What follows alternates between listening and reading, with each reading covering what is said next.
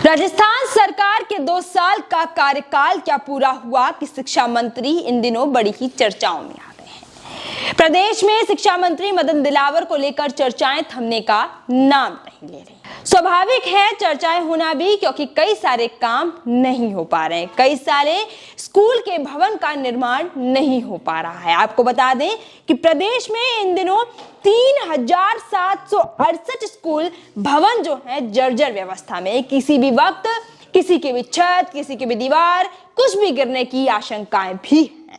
और 83,000 क्लासरूम्स जो हैं वो 16,000 टॉयलेट्स जो हैं उनको नए बनाने की जरूरत है, क्योंकि वो सभी जर्जर हालात में हैं। कहीं कुछ गिर गया तो एक हादसा है वो भी बढ़ सकता है, या यूं कहें कि हादसे का बुलावा है इन दिनों खुद ही सरकार दे रही है।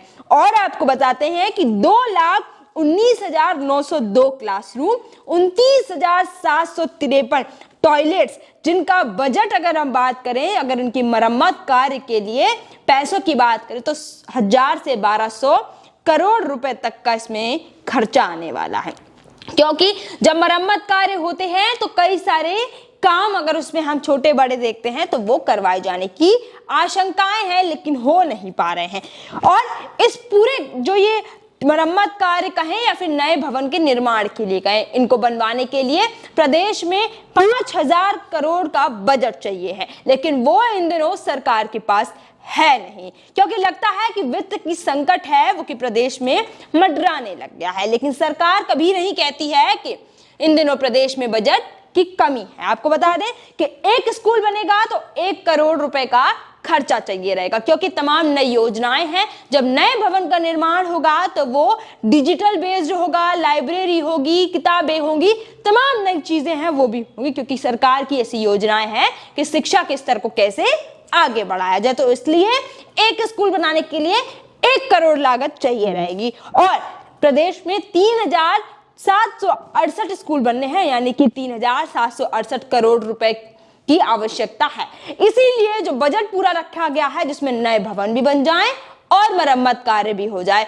तो उसके लिए प्रदेश में 5,000 करोड़ रुपए चाहिए रहेंगे। इस पूरी बात के लिए आपको मैं बता दूं कि मदन दिलावर जो कि शिक्षा मंत्री हैं, उन्होंने विधायकों को पत्र लिखा है। उन्होंने कहा है कि 200 विधायक हैं, 200 विधानसभाएं हैं प्रदेश में, तो अगर एक विधायक अपने एमएलए फंड का, विधायक राशि का 20% देगा तो हमारे पास 1 करोड़ आ जाएगा, तो 200 करोड़ तो यूं ही आ जाएंगे। तो क्यों ना सभी विधायक वो 200 करोड़ यानी कि अपना अपना 20% दें और शिक्षा के स्तर को आगे बढ़ाएं।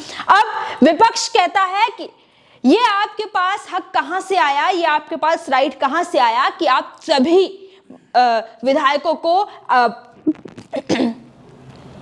अब विपक्ष कहता है कि आपके पास ये हक कहां से आया, आपके पास ये राइट कहां से आया मंत्री जी, जो आप सभी विधायकों को ये पत्र लिखें और कहें कि हमको 20% राशि यानी कि 1 करोड़ रुपए की जरूरत है। और अगर आपने पत्र लिख भी दिया है तो हम आपके कहने से एमएलए फंड अपने कोटे का क्यों दे, वो हमारी मर्जी है। हमारे कांग्रेस के इतने सारे जो विधायक हैं उनकी मर्जी होगी तो वो देंगे, नहीं होगी तो वो नहीं देंगे। अब एक बड़ा सवाल होता है कि 200 विधायक तो हैं, 200 विधानसभाएं भी हैं, लेकिन अब कांग्रेस के जो विधायक हैं अगर वो विधायक फंड में से विधायक राशि नहीं देते हैं, एमएलए फंड में से 20% राशि नहीं देते हैं, तो जो क्राइसिस चल रहा है, वित्तीय जो संकट मंडराने लग गया है, जिसकी शुरुआत देखी जा रही है राजस्थान में, वो रिकवर नहीं हो पाएगा। तो क्या 2026 में भी स्कूल के भवनों का निर्माण हो पाएगा? क्या जर्जर व्यवस्था से स्कूल निकलकर आगे डिजिटल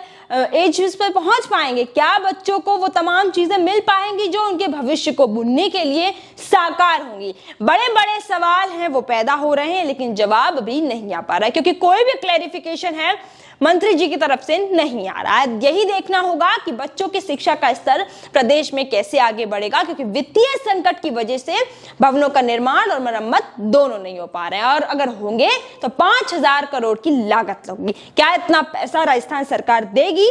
कैसे मैनेज होगा, ये देखने वाली बात होगी।